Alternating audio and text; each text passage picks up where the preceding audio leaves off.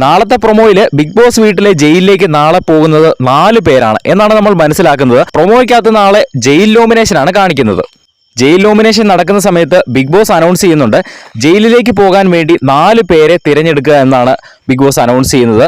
സാധാരണ ബിഗ് ബോസിന്റെ വീട്ടിലെ ജയിലിലേക്ക് പോകുന്നത് 2 പേരാണല്ലോ. ഇത്തവണ വെറൈറ്റി ആയിട്ട് 4 പേരാക്കി. എന്തായാലും അത് നല്ലൊരു കാര്യമാണ്. 4 പേര് ആ ഒരു ജയിലിനകത്ത് കിടക്കുകയാണെങ്കിൽ കൂടുതൽ കണ്ടന്റുകൾ ഉണ്ടാകും.